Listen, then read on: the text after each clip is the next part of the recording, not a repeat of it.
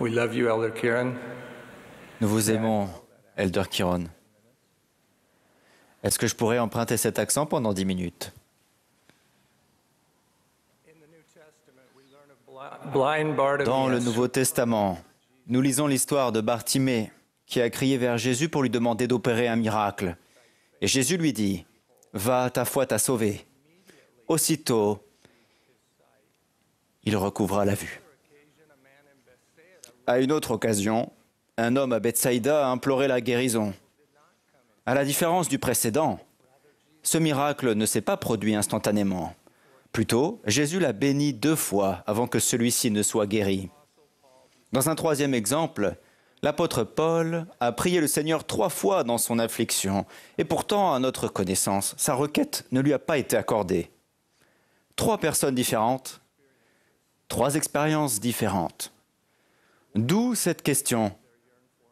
Pourquoi certaines personnes reçoivent-elles rapidement les miracles auxquels elles aspirent, tandis que d'autres persévèrent patiemment, se confiant dans l'Éternel?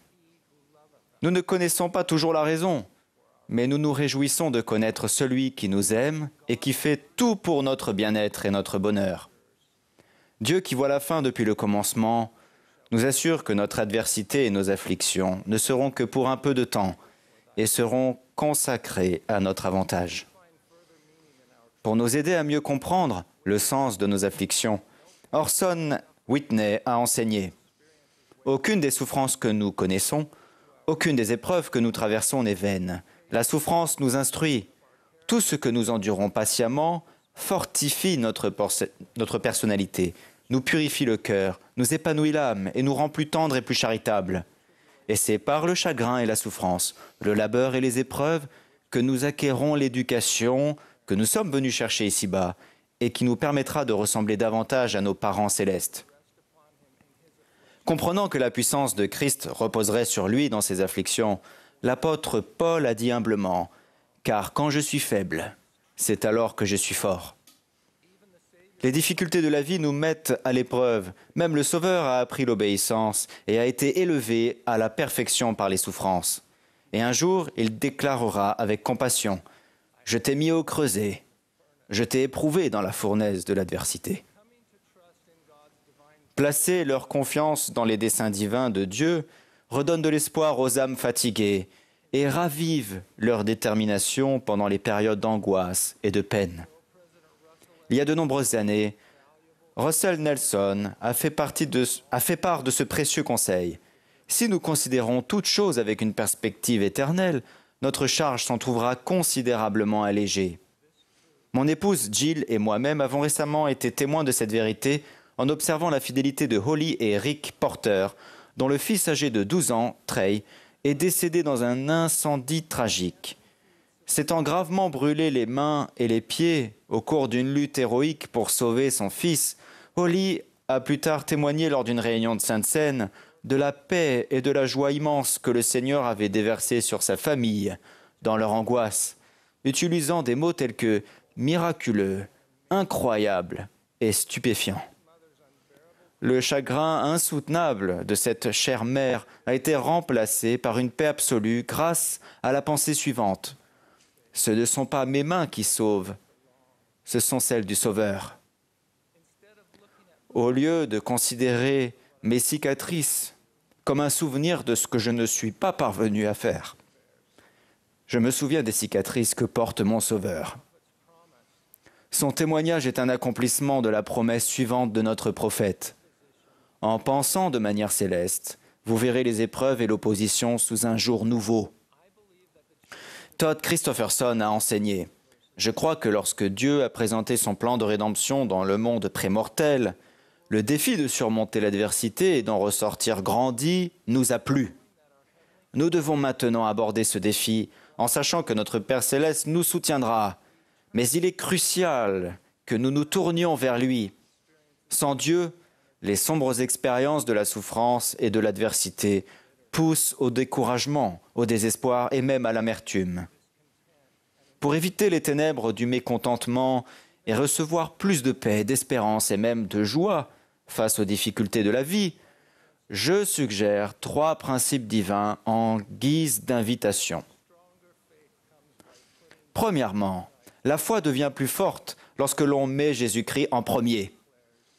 Il déclare « Tournez-vous vers moi dans chacune de vos pensées. Ne doutez pas, ne craignez pas. » Le président Nelson a déclaré « Notre vie éternelle dépend de notre foi en lui et en son expiation. » Alors que je luttais contre la douleur intense causée par ma récente blessure, j'ai éprouvé une reconnaissance encore plus profonde pour Jésus-Christ et le don incompréhensible de son expiation.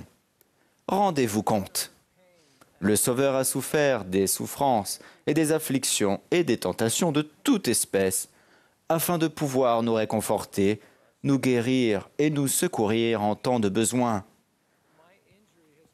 Président Nelson continue, « Ma blessure m'a amené à penser constamment à la grandeur du Saint d'Israël. Au fil de ma guérison, le Seigneur a manifesté son pouvoir divin de manière paisible et facilement reconnaissable. Vous aurez des tribulations dans le monde, mais prenez courage, j'ai vaincu le monde. » Nous encourage le Sauveur. Deuxièmement, l'espérance grandit grâce à la vision de notre destinée éternelle. Au sujet du pouvoir inhérent au fait de garder la vision des merveilleuses bénédictions promises par notre Père quotidiennement au centre de nos considérations, Linda Reeves a témoigné. « Je ne sais pas pourquoi nous avons toutes ces épreuves, mais j'ai le sentiment que la récompense est si grande, si joyeuse et dépasse tant notre compréhension qu'au moment de la recevoir, il se peut que nous ayons envie de dire à notre Père miséricordieux et aimant, « Était-ce tout ce qui était requis ?» Quelle importance auront nos souffrances ici-bas si ces épreuves nous qualifient pour la vie éternelle dans le royaume de Dieu? Le président Nelson a dit « Réfléchissez à la réponse du Seigneur à Joseph Smith lorsqu'il l'a imploré de le secourir dans la prison de Liberty. Le Seigneur a enseigné au prophète que le traitement inhumain qu'il subissait lui donnerait de l'expérience et serait pour son bien. Il lui a promis, si tu les supportes bien, Dieu t'exaltera en haut. Le Seigneur apprenait à Joseph à penser de manière céleste et à garder à l'esprit la récompense éternelle au lieu de se concentrer sur les difficultés épouvantables du moment. Le changement de perspective de Joseph a provoqué chez lui une profonde sanctification, comme cette lettre en témoigne. Après avoir été enfermé dans les murs de cette prison pendant 5 mois, j'ai le sentiment que mon cœur en est ressorti à jamais plus tendre qu'auparavant. Je pense que je n'aurais jamais éprouvé ce que j'éprouve aujourd'hui si je n'avais pas subi les torts que j'ai subis. Troisièmement, on obtient plus de pouvoir en se concentrant sur la joie. Pendant les heures les plus cruciales et les plus angoissantes de l'éternité, notre Sauveur n'a pas reculé, mais a bu la coupe amère. Comment s'y est-il pris? Nous apprenons qu'en vue de la joie qui lui était réservée, Christ a souffert la croix, sa volonté étant engloutie dans la volonté du Père. L'expression « engloutie » me touche particulièrement. Mon intérêt s'est accru lorsque j'ai appris qu'elle se traduisait par « consumer » en espagnol, par « dévorer » en allemand et par « submerger » en chinois. Ainsi, lorsque les épreuves de la vie sont particulièrement douloureuses et accablantes, je me souviens de la promesse du Seigneur que nous ne souffrirons aucune sorte d'affliction sans qu'elle ne soit engloutie, consumée, dévorée et submergée dans la joie du Christ. Je vois chez beaucoup d'entre vous cette joie qui défie l'intelligence mortelle, même si votre coupe amère n'a pas encore été enlevée.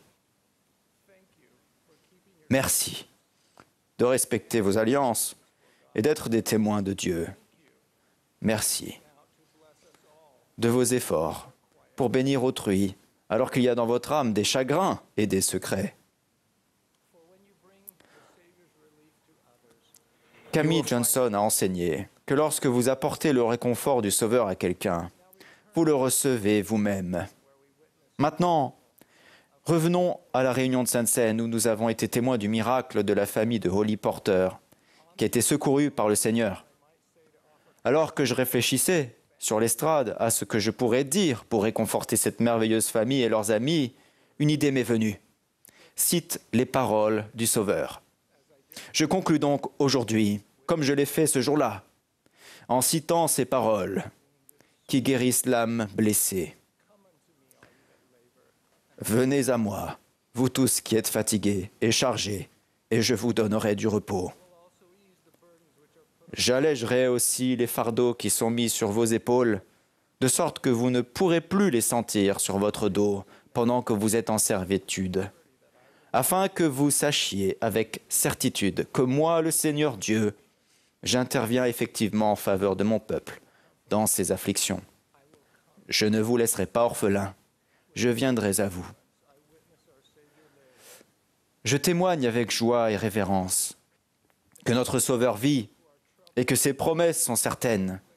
Pour vous en particulier, qui êtes troublés ou affligés de toute autre manière, je témoigne que notre Père Céleste entend vos supplications émues et qu'il y répondra toujours dans sa sagesse absolue. Que Dieu vous accorde, comme il l'a fait pour notre famille, dans des moments de grand besoin, que vos fardeaux soient légers, même engloutis dans la joie du Christ. Au nom sacré de Jésus-Christ. Amen.